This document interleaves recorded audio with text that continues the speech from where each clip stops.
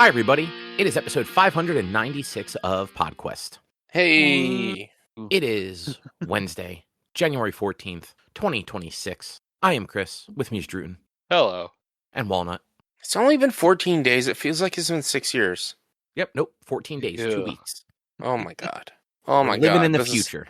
This is the longest year ever, man. Aren't they all? I mean, yeah, no, I guess. That- I don't know, man. Yeah. It feels like they've all been forever.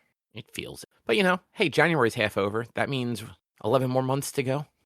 Yeah, 11 more months, I guess. I don't know. Until whatever 2027 ends up being. God. Oh my god. Maybe better. We'll see. We'll see. Let's not make any assumptions. Yeah, true. Enough of the sad talk. How you guys doing? You know, I'm tired. doing. Yeah, How about you, Cobb? How you doing? I'm also tired. Long days, up Yeah. at 5:30 to get to work. Fun Yeah, stuff. I was totally short fused with work today. Like, it's a good thing I don't work in an office, because I wasn't having it. I wasn't having it. Anything that came over to me, I was just like, this is fucking stupid. This is fucking stupid. This is fucking stupid. Yeah, that does suck. I was on site all day.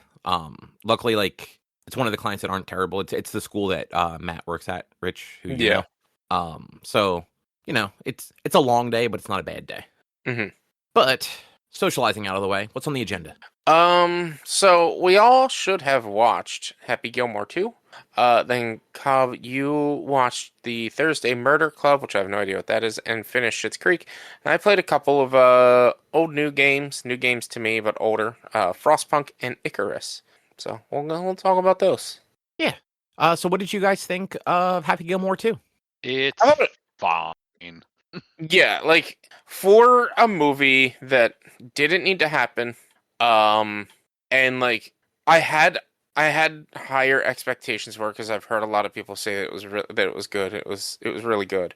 Like, it was good based on the fact that it's a movie that is a sequel to a 20-plus-year-old movie. Like, a bit of the comedy was a little dated. And Adam Sandler is still trying to be Adam Sandler at 60, and he's not. He needs to, like, there's levels of comedy that, like, you can get away with when you're Adam Sandler's age, when he was making Happy Gilmore back when it first came out. But now Happy Gilmore 2, when he's in his 50s, it's like, you're a little too old for stuff like that. Like, At least it was like tempered a lot. Like, yeah. It wasn't as over the top as he was in 96. Yeah, and they also did a good job of tempering it by having his kids be that way. Yeah. Like, it was they had his kids be what Adam Sandler would normally be. They still had him do his Adam Sandler thing, but they did dumb it down, or not dumb it down a bit, but they did, like, dull it a bit. I'm sure we all kind of agree the movie was maybe a little too long. Mhm. 2 hours was long. Having two different, like, golf tournaments seemed like a lot too. I don't know. I don't agree with that. I think that having two golf tournaments was fine, because it was like it made sense, is really what it, like, for the plot of the movie, and the whole, like, B, because that was the B plot, was the super golf, whatever it was called. That was the B Maxi. plot.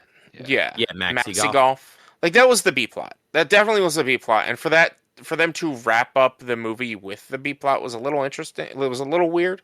But it did make sense in the sense of, like, how they brought it together. It was like, all right, he's joining the tournament to get money, and then he fucks up, and exactly, like the first, like, the actual PGA part of it, totally fine.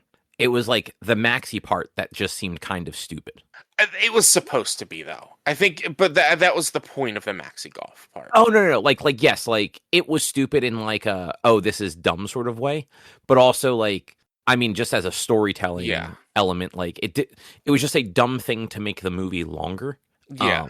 And, like, it, like you guys said, the movie was fine. Like, I didn't think it was bad. I laughed a number of times at, like, different bits in there. But 2 hours is a long time for, like, a comedy, and I felt like a lot of this was just, it was Family Guy in live action. it was sight gags and callbacks galore. Mhm.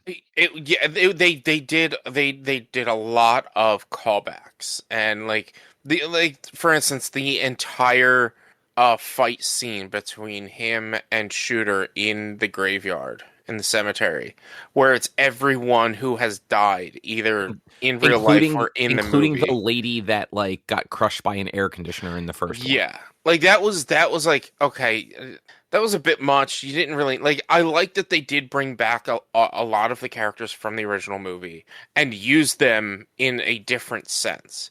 But like the whole fight scene, like with all of the stuff, fucking Bob Barker being buried in the same place that his grandma and his wife were buried, just doesn't make sense. Like, Yeah, and like I didn't like the Chubb's son role at all. Yeah. Like I thought that was forced and didn't make a lot of sense. I mean, my question about that is that Chubbs' actor's actual son? Is that why they did that? Because they brought his two daughters into it. No, that is not. This movie was just an excuse to get his daughters into a movie. He's had other movies. They've both been in other movies. All of his movies Yeah. are just excuses to put his daughters in movies.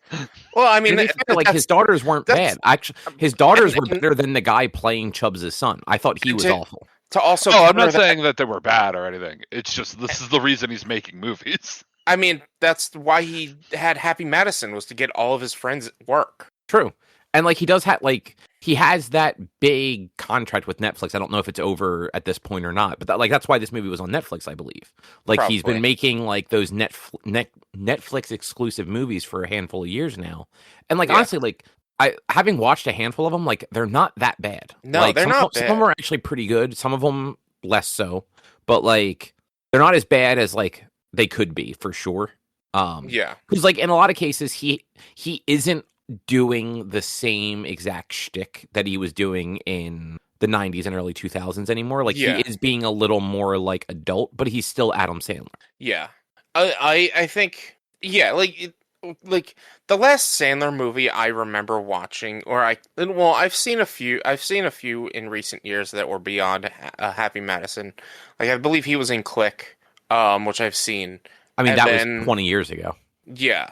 And then Grown Ups, was that not a Happy Madison production? I mean, I think I'm sure technically it was. anything he does is actually involved with Happy Madison. I think he gets producer credits on all movies. Yeah.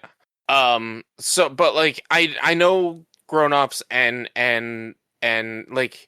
Click and stuff, like they're not like amazing movies. They're comedies. So they're always going to be like hit or miss for everyone, because it's just there's no comedy that everyone loves. There's no jokes that everyone loves. But like, yeah, he's always had this like fine line of these movies are gonna generally be more of a cult classic. They're not gonna be the greatest movies in the world. But these movies, especially like these movies that he's been doing on like Netflix, for instance, over the last like 6 or 7 years. Yeah.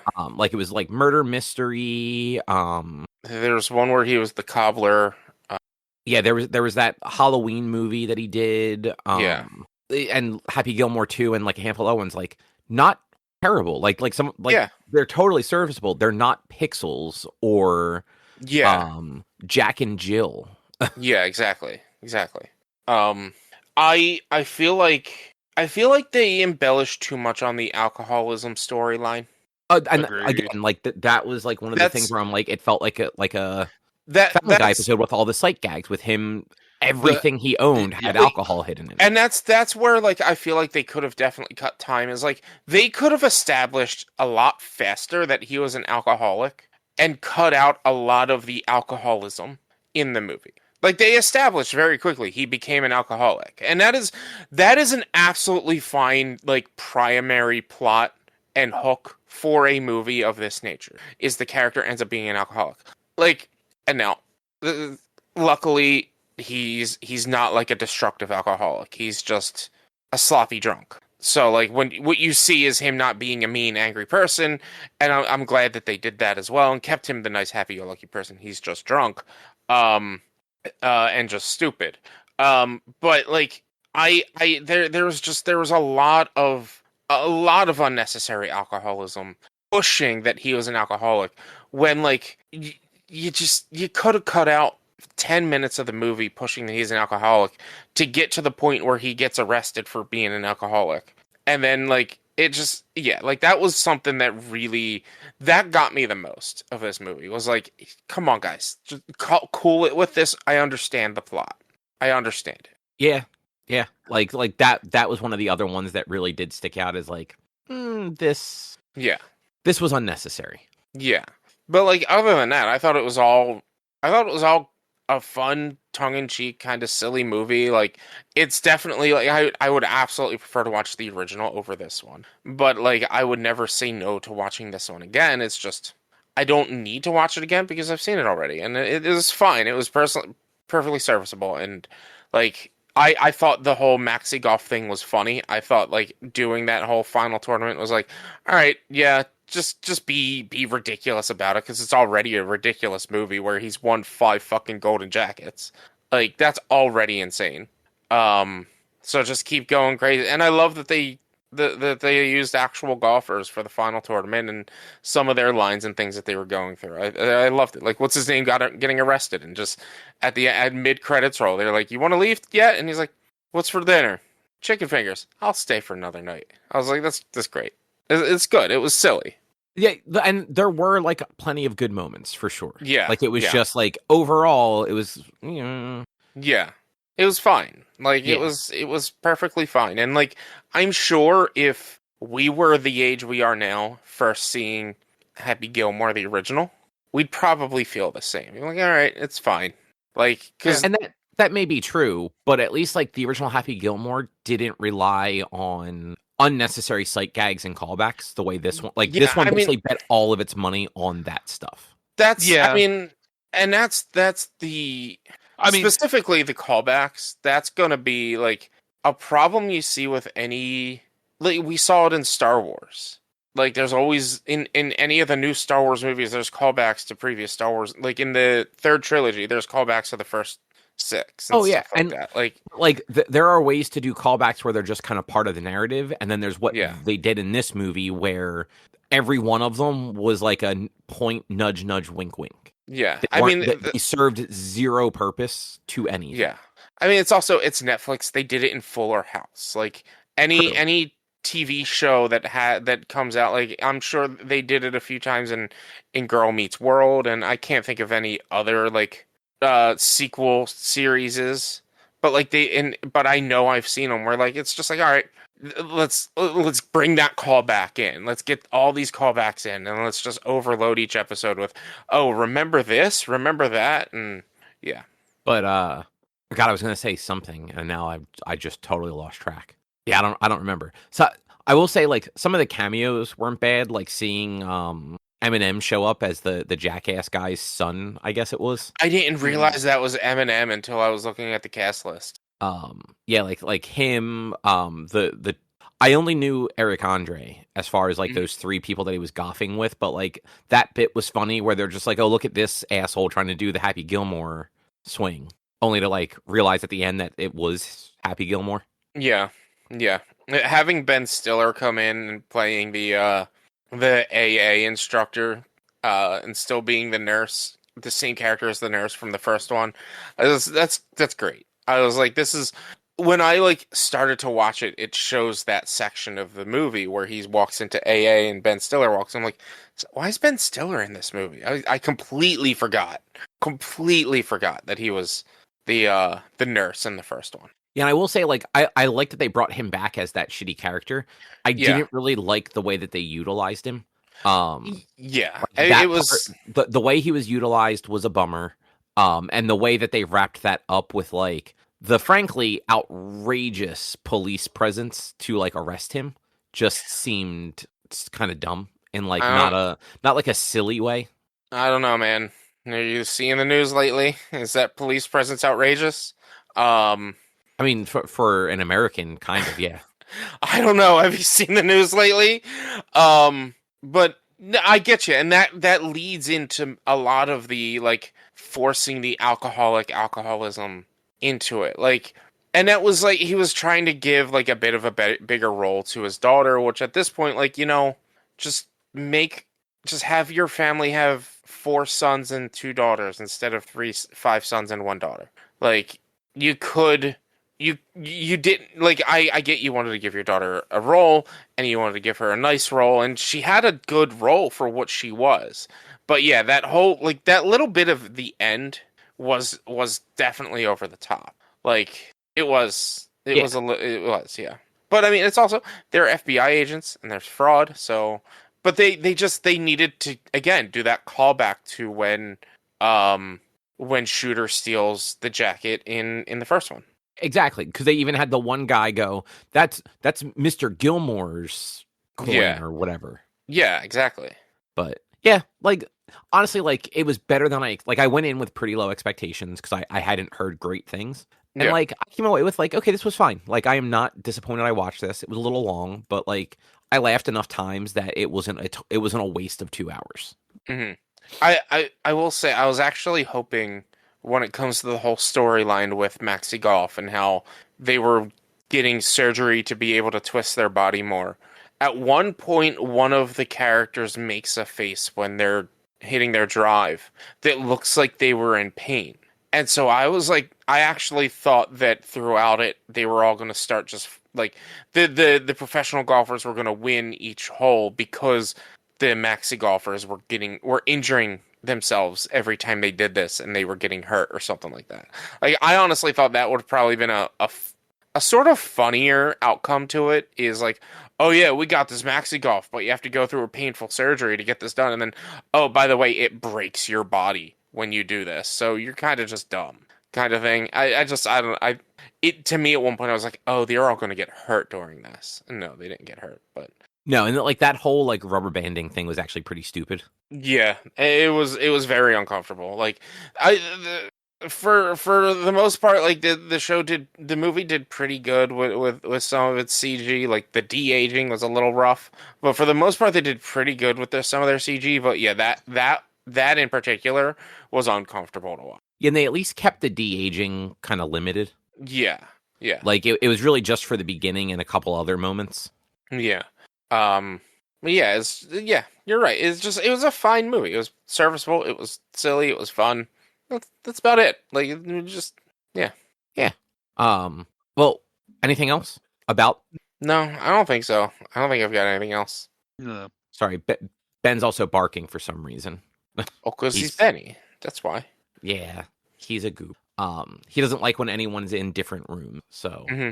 But so I was looking at picks for like the next one. Mm-hmm. And I think I'm going to go with Tron Ares. Okay. I would count that. Yeah, because it has been what? It's been like 15 years since Tron Legacy. Since Legacy, and then we've got what, 30 something years since the original Tron, something like that. Yeah, because the original Tron was the like 81 or 2, I want to say. Yeah, and it was Tron the 80s. Legacy was like 2010. Yeah, and then Ares was just this year. Yeah. It's also one of the only ones that like came to mind that's available on a platform. Yeah, ones I was looking at as options, I'm like, fucking, why isn't this anywhere? Yeah, like I originally looked at Blade Runner, and that one's Uh-huh. not streaming on anything anymore. It used to be on HBO, but I guess they Mhm. lost it. And I'm like, oh, well, what about Super Troopers 2? Because that was like an 18-year gap or something. Not streaming on, like, we can rent it, but like it's just not streaming on anything, which was a bummer. Yeah, I mean, that movie just didn't, because that was Super Troopers 2 was a Kickstarter movie, I believe. Yeah. So No, like, it wasn't I'm- Kickstarter, but it was crowdfunded. Yeah, that's what I mean though. Like, it was a crowdfunded movie, so I'm not really surprised that it's not streaming anywhere, because like they probably didn't make a lot of money off of it. Well, I mean, like you can rent it on Amazon or Apple. Yeah, they're still trying to find ways to make money off of it. But they really wouldn't make money off of it if it were streaming. yeah, that's fair. But yeah, so Tron Ares will be my pick. There are a bunch of other ones. It's just I kind of forgot to look into this earlier, so I was just kind of going with what was off the top of my head. That's fine. Like, it's entirely possible. We do 3 movies that were released within the year, within 2025. Probably not, because I think those are the only 2 in 2025 that were long jumps between the 2. Nope, I got one. What do you? Spinal Tap 2. Oh, I forgot Final that Tap actually 2? was Wow. a thing. Yeah. Yeah, I forgot they did that. Because was that this year or was that last year? It was 2025. Oh, 2025, not this year. It was within the last calendar year. I think it was even like towards the end. Yeah, it was September. It was 4 months ago. Because I mean, there's also stuff like Rocky Balboa, if that's streaming. Not streaming anywhere.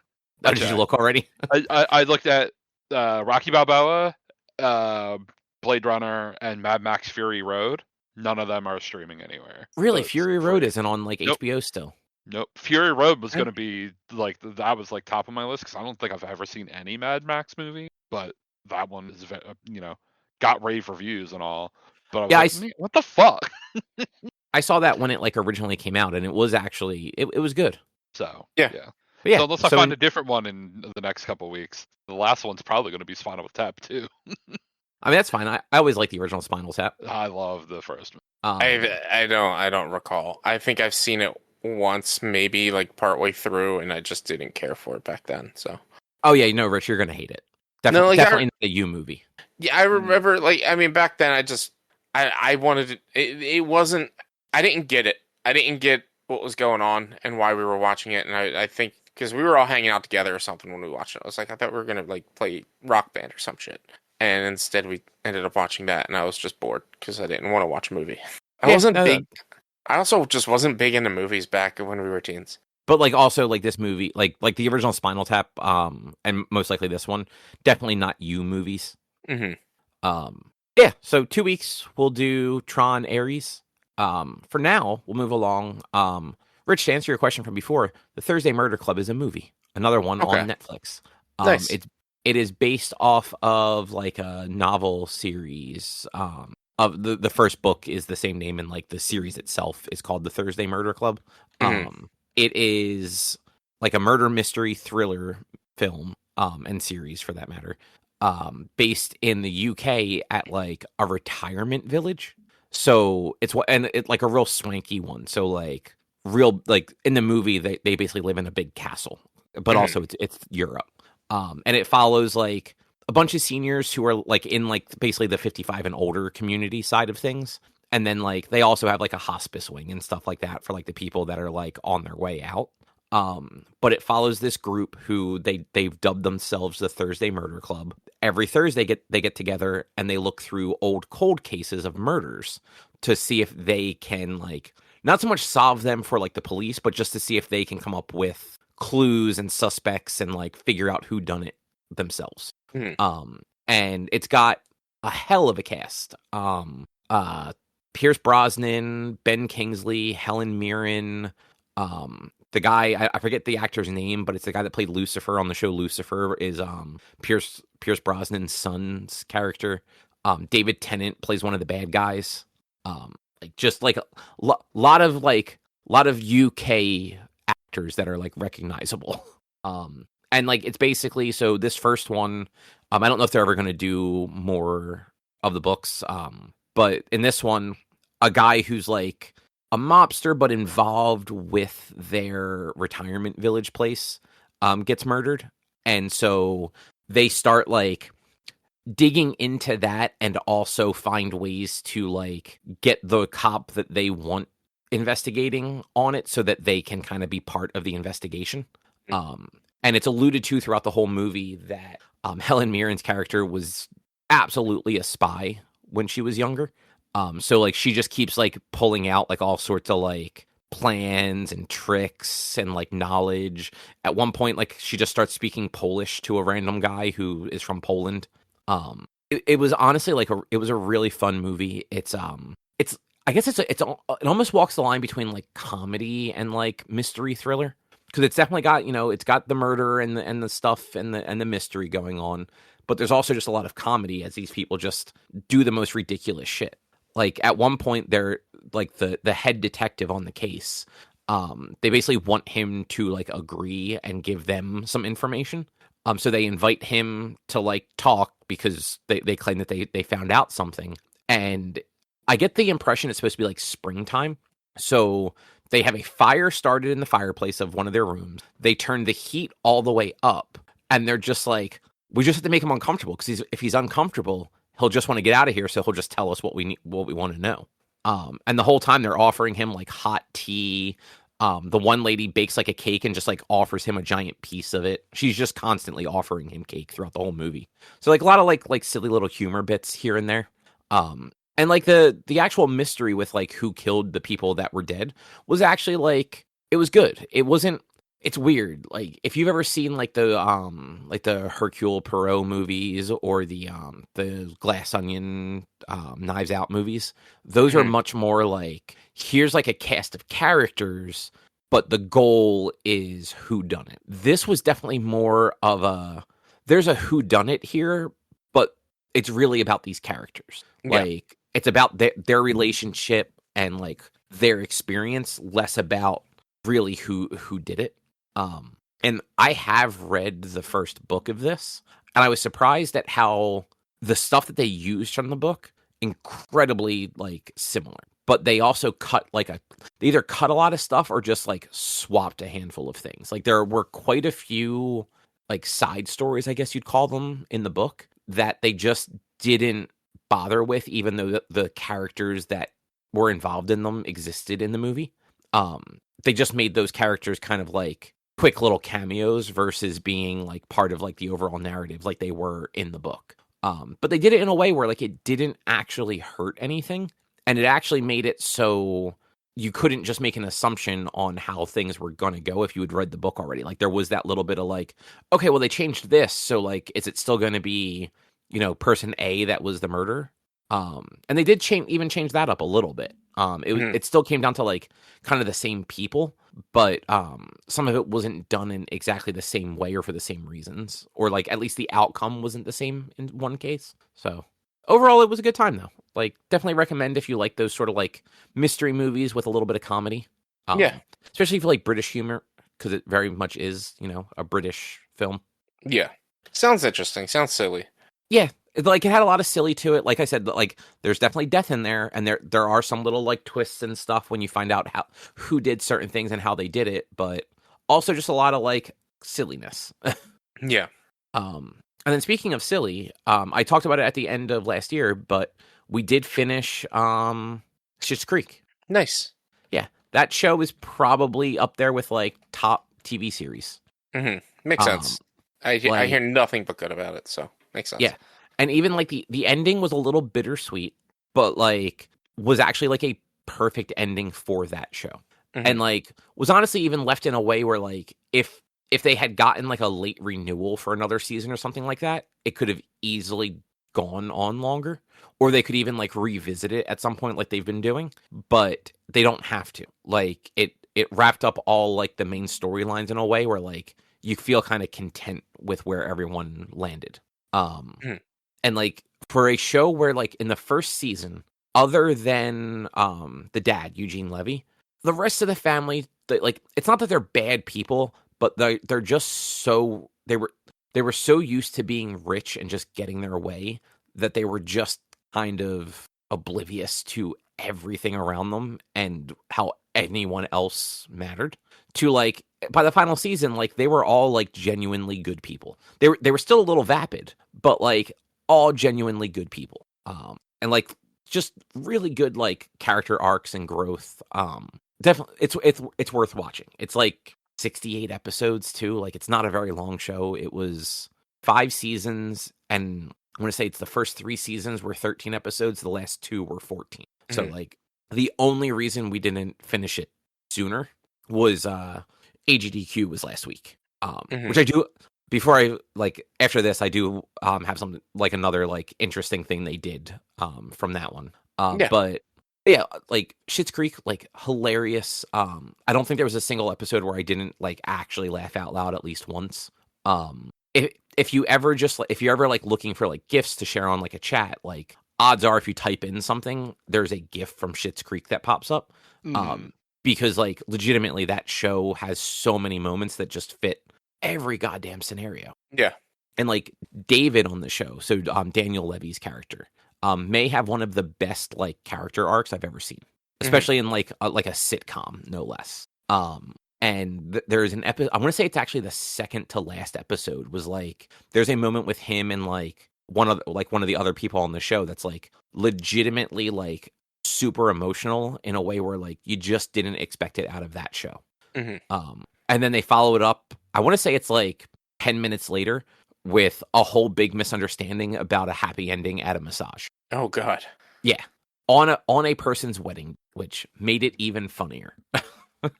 But yeah, great show. Definitely worth checking out. It's on Hulu, which will be just Disney Plus soon, but it's there. It's worth watching. And you don't have to binge it, but like it's real easy to just accidentally watch the whole goddamn thing. I don't know. I don't know how I feel about just everything being Disney Plus now. Yeah, I don't know. I mean, my only real annoyance with it is the Disney Plus UI is actually hot garbage. Like it is, if it's not the worst of the streaming platforms, it's one of them. Yeah, I mean that's not. I mean, so like I know Disney Plus has always had like a Hulu button on there, but it's just like to me, I don't know. I just feel like it's a strange call getting rid of Hulu. I don't know why. I can't really explain it. I just don't. I like the idea of having them separated because like right now, if I want to go watch The Rookie that's back and airing right now, I have to go to Disney Plus to watch it, and it's just like. I mean, you can still go to Hulu for now. I think the more annoying thing is going to be like your watch history, because like as far as I know, that doesn't carry you. Yeah, I mean Hulu's been like I don't know my Wi-Fi's been funky lately, so Hulu hasn't really been the best app to use lately. But I think that's mostly due to my Wi-Fi. But yeah, I don't know. It's just when I saw that and they were like, "Yeah, we're getting rid of Hulu and just everything's gonna be on Disney Plus." I'm like, that just sounds weird. But okay, like I get it. There's really is no point to have two apps, but I also don't know why I don't get it because I feel like they should just have two apps.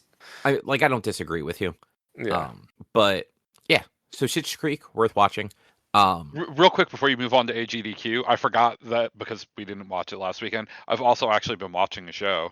Oh shit! What have you been watching? Oh, What We Do in the Shadows. Oh, I've heard that's actually pretty good. Yeah, it's fucking hilarious. Yeah, it's so dumb, but like in all the best ways. I've watched through the first two. Yeah, I think Erica has watched all of it. Like it's one of the like Schitt's Creek. It's one of the shows that she like when she stays up late, like she puts on like random sitcoms while she's like playing like on her Steam Deck or whatever. Yeah, it's a show that like you can put on and then look up and a random funny dumb thing is happening like almost every scene. Nice. Yeah, you might actually like Schitt's Creek too, Drew. Yeah, we were between that and What We Do in the Shadows to watch, but Megan's never watched What We Do in the Shadows either. So we were like, let's watch the thing neither of us has watched. And if it winds up being bad, like, okay, we'll go over to Schitt's Creek. But has she watched Schitt's Creek before? Okay, yeah. But yeah, fucking like Colin Robinson, the character, he's an energy vampire. He's the best character. I don't know what that means, but I believe you. So instead of being like go bite people's neck and drink their blood vampire, he's the kind of person.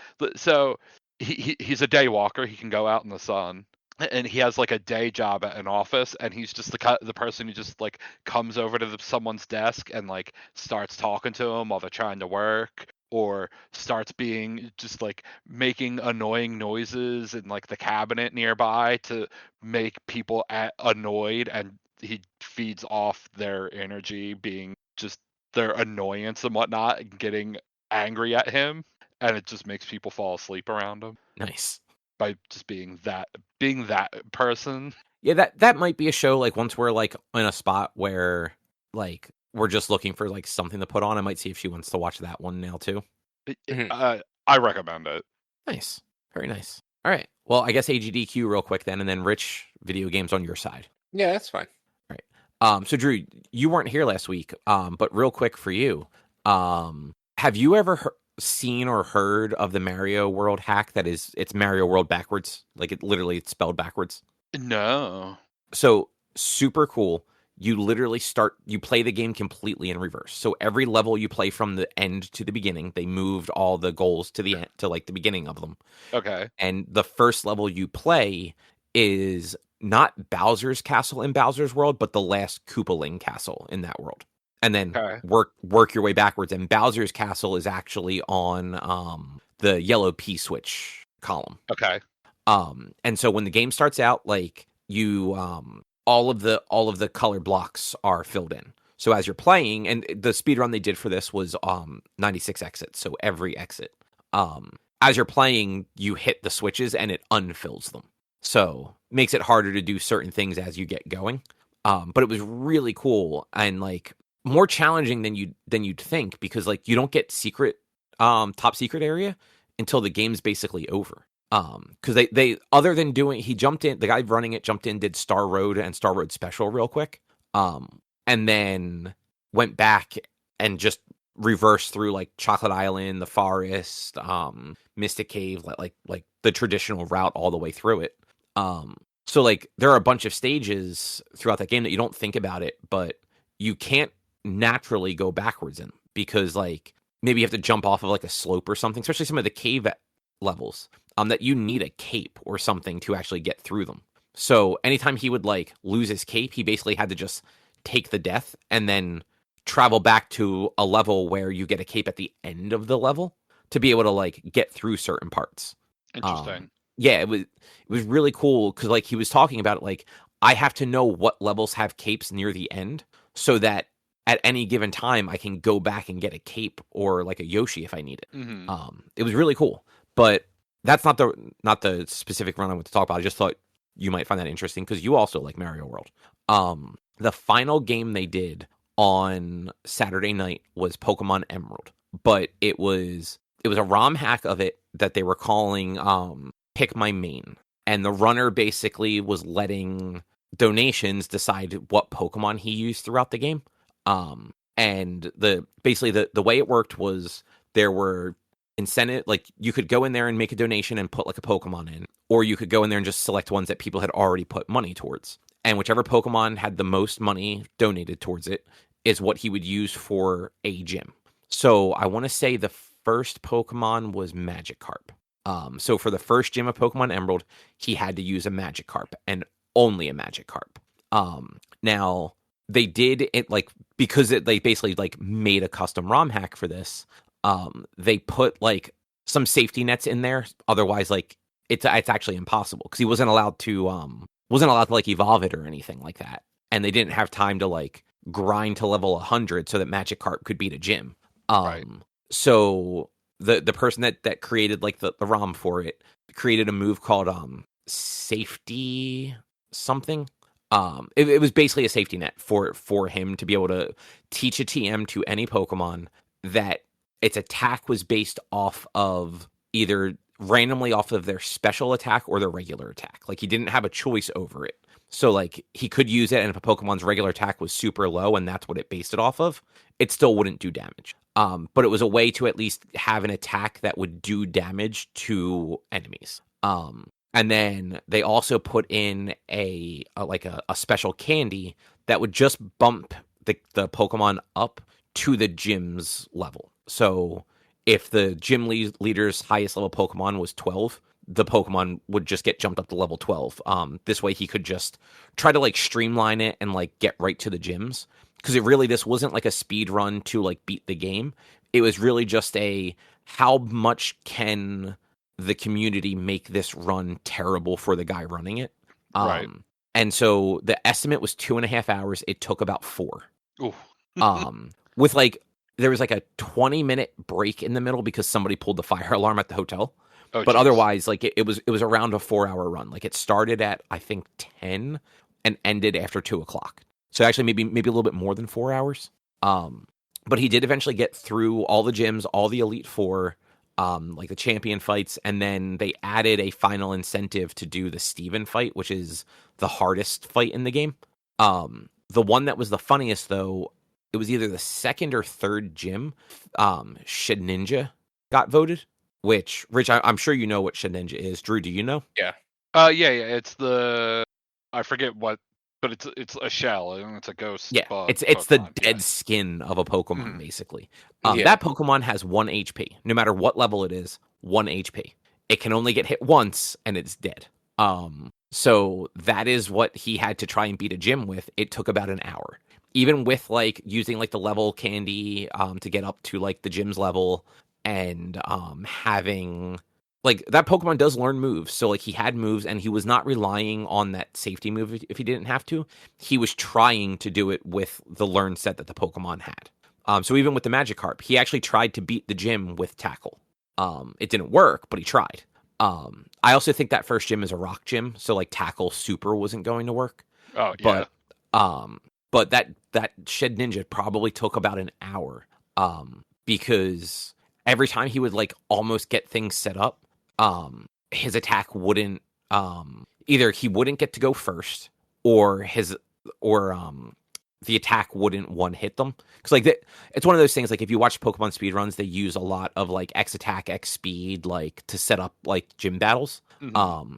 And then like it's very strategic, like they know how many to give them and when they have to heal, like based on like attacks, and generally like they have figured out like how many like healing items like the gym leaders have for their Pokemon, what the health range is that they'll use a healing item, and what the likelihood of them using certain attacks are based on your health. So like there are certain Pokemon, especially in Gen 3 from what they were saying, where like if your Pokemon is like half health, the gym leaders won't use their their most powerful moves. They'll actually default to the weaker moves for whatever weird reason.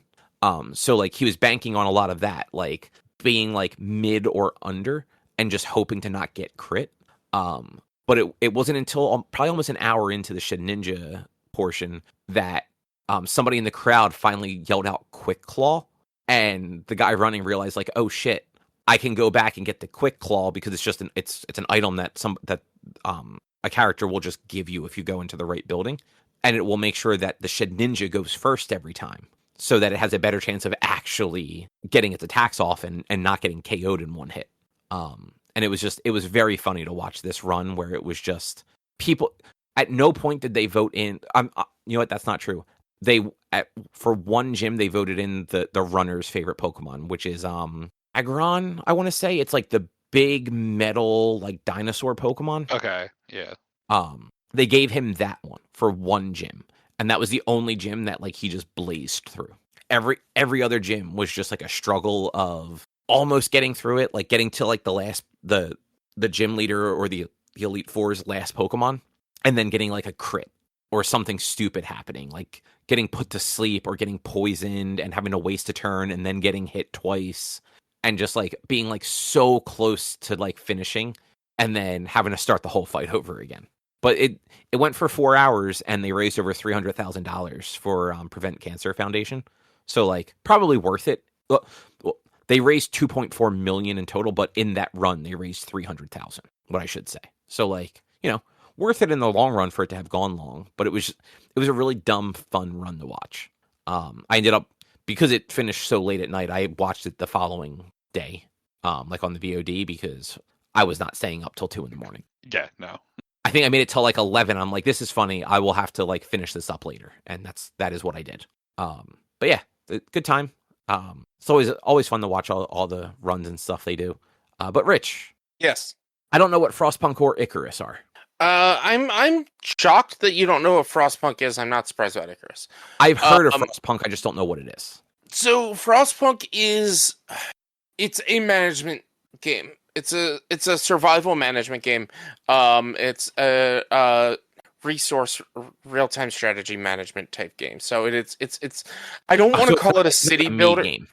Yeah, but like I don't want to call it a city builder because it's harder than any city builder I've ever played, but it is like one of those sim management games where you're building an outpost and essentially building a city, but it's incredibly difficult. I wasn't playing the sandbox mode though. I was playing like their little story campaign, and it's tough. So the whole game, like each of like the living areas and places that you can live in, all of your outposts are in circular grids.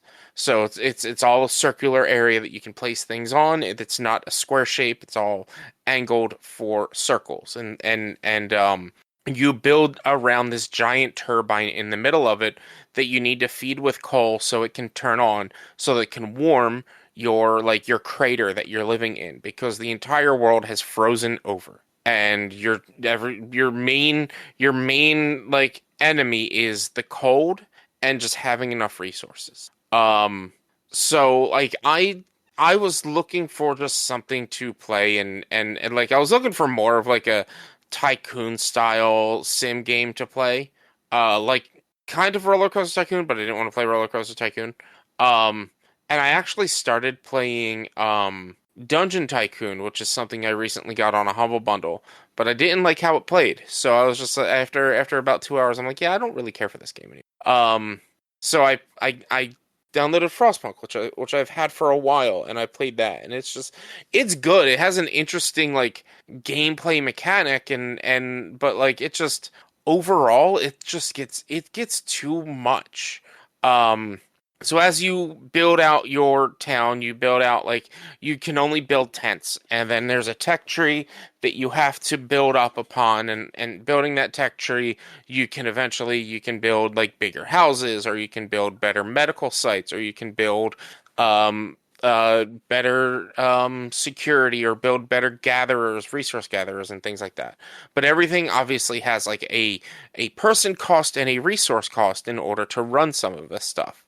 So at first you're trying to just like scavenge all the wood, and then once you can start building things like um miners to get coal or metals and stuff like that, and start placing them around, you can then start getting that stuff more frequently and build it up more. But the longer you play, the colder the overall temperature of the world gets. So then you need to turn on and make your heater hotter, which then uses more resources to continue running that heater.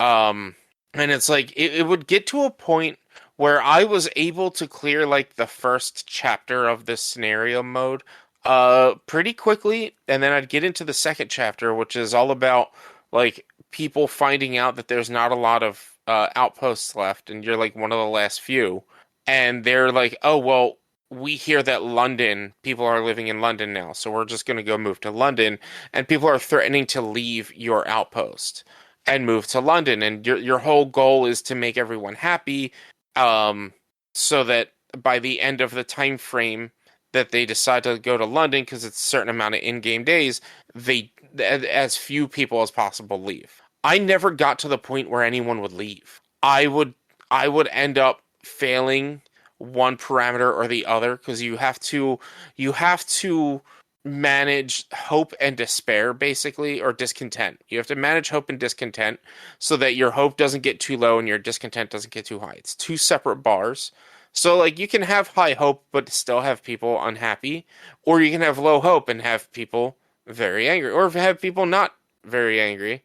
But your hope is low because of different decisions you make. Like the medical decisions, you can either choose to, like, people can get sick and gravely sick. If they're gravely sick, you can choose to, like, usually that means that they're either going to die or they need like drastic radical surgery or something like that. And so you can learn in one of your tech trees radical treatment, and that would amputate the people. And so then they'd be amputees, but they'd still be alive. But then they can't really work. And I think that was where I was running into a lot of my issue, was because I wasn't making prosthetics, but I was getting amputees. They weren't working because they didn't have prosthetics to work. So maybe I should go the different route where you just treat them. But like some of the trees that you can go through, for instance, the laws is what like decides the radical treatment, or to let them die, basically, or just care for them as long as possible. That's two sides of the same coin. So you can only take one of those decisions. So if you decide to go radical treatment, then you can't decide to say, all right, well, if people don't want to be amputated, like just put them in beds and let them either recover or don't, kind of thing. So like what I was doing was preventing the overcrowding of medical places, but by the end of it, I would tend to always have overcrowding of medical. So it would end up turning into that, like, I think some of my doctors would get sick and I wouldn't have enough doctors to care for all the sick doctors. So then they would get sick and then everyone would get sick and no one would recover. And it would always end up being that like everyone dies from sickness. And it's a very difficult game. It's interesting. And like, it's one where I'm like, maybe one day I'll try to get into it again, but I wasn't expecting it to be that hard. I think part of the reason that it was hard too was like I was generally playing it on 3 times speed Oh because wow. if you play those games, you're not playing on base speed. Though base speed is so slow, but like specifically overnight, I would set it to 3 times speed when it was doing the nighttime because everyone's asleep, nothing's going to happen anyway. And then during the daytime, like once you get stuff started and you've used all your resources to build things, there's nothing really you can do until you get more resources. So I would kick it to triple speed while I was waiting for stuff to get done. So maybe like I have to stop doing triple speed, maybe do double and like manage my resources better, but like I don't know. It was tough. It is, but it's an interesting game. And they recently released a sequel back in 2025, I believe. Which I think is on Game Pass. I'm not sure. But like I wanted to play the sequel, but I've never played the original, and I've had the original for so long on my on Steam that I just never got around to it. It's like I just needed something to play just to pass time, so I played that. And then uninstalled it because I'm like, this is just too hard. This is not the kind of management sim that I want. I don't want a hard management sim. I want something more chill. So then the other game, I can't remember when Icarus was released. It might have been 2020, between 23 and 25. I can't remember. But it's a survival exploration sandbox game, crafting and whatnot. There is a story mode, it seems, but I only played the sandbox version. And you are a human that gets dropped onto an alien planet, and you just have to survive for as long as possible. There's no real. And it's not even survive as long as possible because, like, if you die, it doesn't wipe. There's no, like, permadeath. If you die, you just respawn back at camp. Oh. So it's just an exploration survival game, crafting and whatnot. And it's cool. It's very, very arc-coded with how it runs, where, like, the amount of resources needed to do anything is a lot, and you gather a lot of resources when you are gathering them.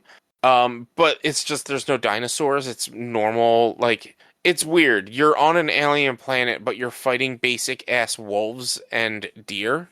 You're finding deer, but like then you're finding a saber-tooth horse that like or a saber-tooth, not a saber-tooth, a saber-tooth horse. I was Like gonna you're say, fighting. what's a saber-tooth horse? Yeah. But it's like but it's a horse and it has gangly like big tusky teeth. But like it's not like it's like so. All right, why do we have wolves? But then this weird horse thing, and then like there was a bird creature that's similar to like an emu, but I know it's a real thing. I just can't remember what they called it in this. And then other like weird alien animals. I'm like, this is a strange choice. Like, why are wolves on this alien planet? It shouldn't be wolves. Like, it should be something else. You can tame like certain aliens and certain creatures, and like you can tame the horse so that you have a mount and you can ride it around all over the place. There you eventually, even in the sandbox mode, get the ability to do like different quest lines and missions. But that's not until you reach like at the earliest, I guess you could argue when you reach level 10, you could technically get the thing to do the quests. But the way the tech tree works in this is every time you heal, or every time you level up, not when you heal, every time you level up, you get a certain amount of blueprint points where you then have to go through and pick what blueprints you want to learn to craft. So if you're playing solo like I've been, all of the there's so many things that are important to survival in this game that like it's going to take you longer to do other things. Like it wasn't until level 15 or 16 that I started to get iron weapons, but you don't get the ability based on the tech tree to even start crafting iron weapons until level 10. So like I was still 5 levels after I could have started making them until I got the blueprint to make them because of the way the tech tree is built and what I needed to do in order to increase survival as a solo player. This game is definitely better suited for multiplayer, for more people, just because of the size of the skill trees and things like that. It's fun. I like I guess I would argue that like the need for experience, the amount of experience you need to level up is quite a bit. It took me 5 hours to get to level, or it took over 4 hours at Oh least to wow. get to level 10. And then it was when I streamed it the other night, I wasn't even level 10 when I started. I was like 9.5. And it was like another 4 hours until I got to like 16 and was able to start crafting like the metal.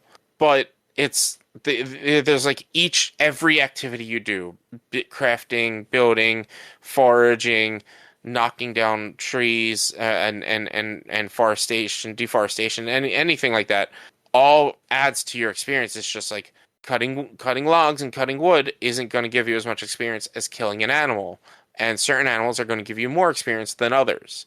But the animals are kind of very infrequent, or not as frequent as I would hope in a game that requires this much leveling and experience. But it's good. It looks nice. It's got a very pretty world. Um, I've played it a bit. Like I said, I tamed a horse. His name was Archibald. I went and did a mission, and during the mission, monsters and aliens attacked me, and I had Archibald set to defensive, so if anything attacked him, he would attack it back. And I was still using bone weapons, so my shit was breaking very fast. And during times when I was trying to repair my bone weapons, enough things were attacking Archibald at the same time that he got killed. And so I lost Archie, and I was so sad. So now I have to tame another horse now. And I'm gonna name him Archie too, because that's just the game named the horse Archibald. So when you tame it, it asks you, "What do you want to name it?" And it gives you a name suggestion. It was Archibald. I was like, "Fuck yes, Archibald's a great name for a horse." So but if I get another one, he'll be Archie too. So yeah, I was bummed out about that. Luckily, I wasn't too far away from my base where that mission was. But I've crafted now 3 bases at this point, and next time I play, I have to extend my 3rd base, because that's basically has become my primary base at this point, and it's getting just way too overcrowded with a lot of the different workstations that I have available to me now. But yeah, it's good. It's interesting. It's just like I don't know how often I'm gonna play it outside of with my friend who bought it for me for Christmas, because it's just like it's a good game, but it's just I need somebody to play it with, because there's too much to do for one person to do it all. I mean, I feel like that a lot of games, like Yeah.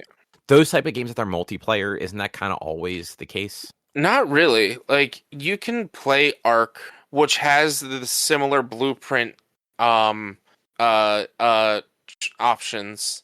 And like I've watched people play Ark, and they'll get to level 20 within like maybe 5 hours, and they'll have a couple hundred blueprint points at like just sitting there, that they're like, well, I don't need any of this stuff right now, so until I get to the point where I need it. And that's kind of how these games should be. It's like, all right, you have this skill tree, like, because not everyone's going to be playing with someone. There's a lot of people that play solo and by themselves. It's a PvE game. It's not a PvP game. So, like, you don't need to play with somebody else, but it does definitely make it harder.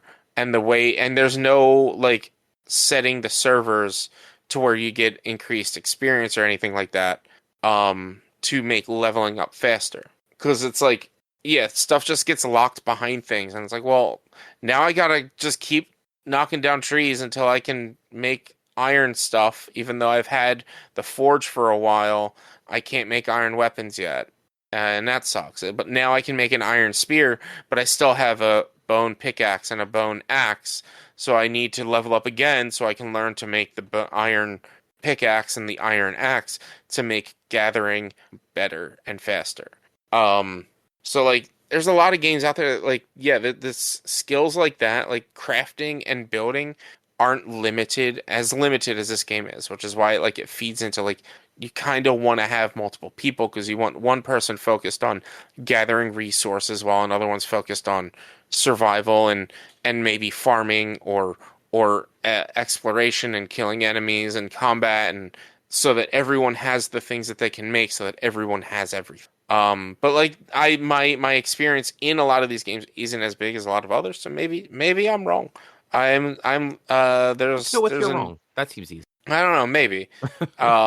There's one that's out that I'm watching, that one of the YouTubers I watch has been playing lately, that I don't remember what it's called, but it seems to be in that sense where like only certain people or certain classes can learn certain things.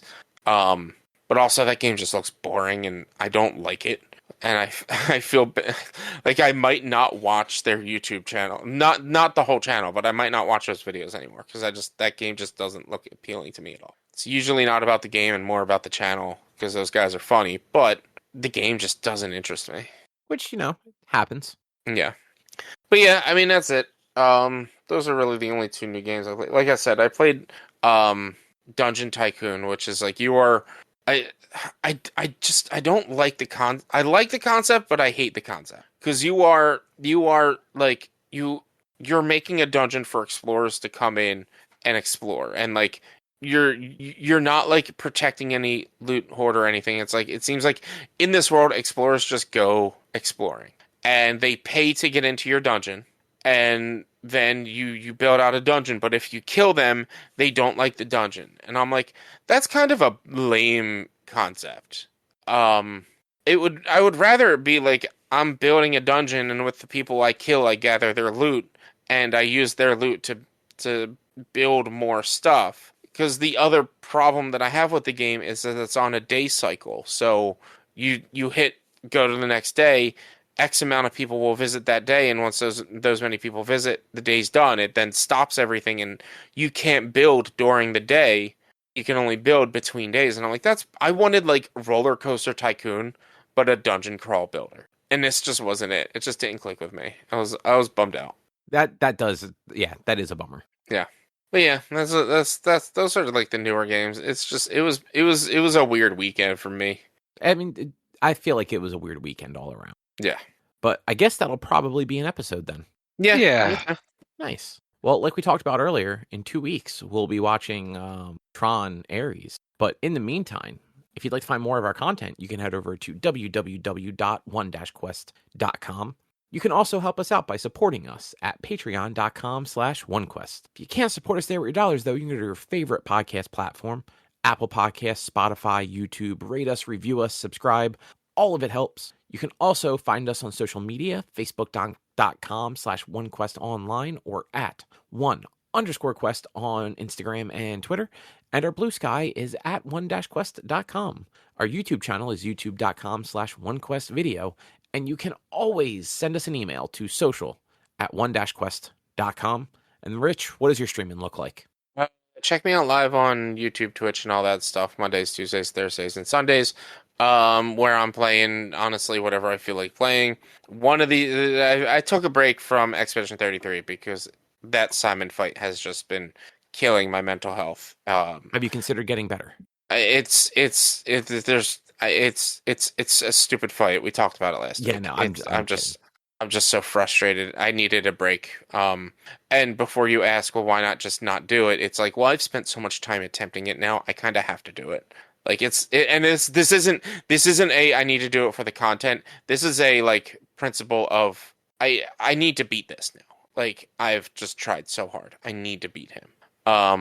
So I'm taking a quick break just to better my mental health before I get back into that fight. So probably more date everything, maybe a little bit of Icarus or Monster Hunter and stuff like that. Just whatever I feel like playing before I jump back into that. Nice. Yeah, it's good. You've been playing that game so much, it's good to take a little break. Yeah. But with that, we will be back next week with something else to talk about. Thanks for listening. Bye. See yas. Bye.